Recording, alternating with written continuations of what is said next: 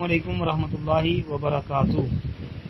دوسری بات بھائی نے پوچھی ہے جی، نبی کریم صلی اللہ علیہ وسلم نے یہ کہا تھا کہ عورتوں کو بلند و بالا محلات میں مت رکھو اور انہیں لکھنا نہ سکھاؤ بلکہ انہیں سود کاٹنے اور سورہ نور کی تعلیم دو۔ نہیں بھائی، ایسی کوئی روایت بھی اللہ کے رسول علیہ الصلوۃ والسلام نے نہیں بیان فرمائی۔ یہ مستدرک حاکم کے اندر ایک روایت آتی ہے اس طرح، لیکن اس کی سند میں ایک راوی ہے عبد الوہاب بن ضحاک، جس کے متعلق محدثین نے کلام کیا ہے۔ یہ حافظ ابن حجر رحمۃ اللہ علیہ کے نزدیک متروک الحدیث ہے، امام ابو حاتم رحمۃ اللہ علیہ کے نزدیک کذاب ہے۔ امام بخاری رحمۃ اللہ علیہ کہتے تھے کہ یہ عجیب و غریب روایتیں بیان کرنے کی عادت، اور دارقطنی رحمۃ اللہ علیہ بھی فرماتے تھے کہ یہ باطل اور جسے وضع کرنا اس کا یہ کام تھا، اسی طرح اس کو دیکھا گیا۔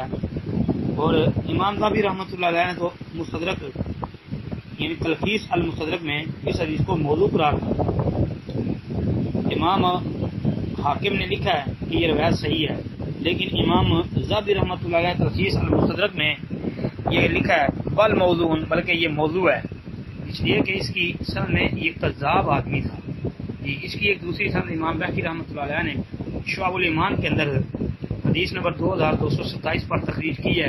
اس کی سند میں بھی ایک راوی بھائی حدیث وضع کرنے والا تھا، جس کے اوپر محدثین نے جرح کی ہے، بعد میں اس کو منکر الحدیث، بعد میں اس کو وضع حدیث سے جو ہے بیان فرمایا ہے۔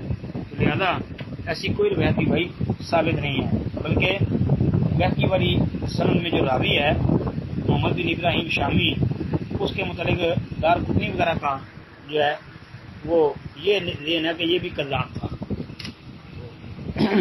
اس کے علاوہ بھی ایک روایت بیان کی جاتی ہے ابن حبان کی ضعفاء کے حوالے سے، بھائی وہ بھی ثابت نہیں ہے۔ اس کی سند میں جعفر بن نصر ایک آدمی ہے جو کہ وہ بھی جھوٹا تھا، جیسا کہ امام ذہبی نے میزان الاعتدال کے اندر اس کی وضاحت فرمائی ہے، جلد 1 صفحہ 418 پر۔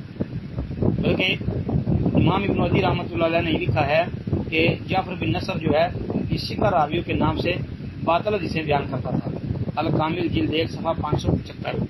لہذا ایسی کوئی روایت جو ہے وہ بھائی اللہ کے رسول علیہ الصلوۃ والسلام سے ثابت نہیں ہے۔ جی السلام علیکم ورحمۃ اللہ۔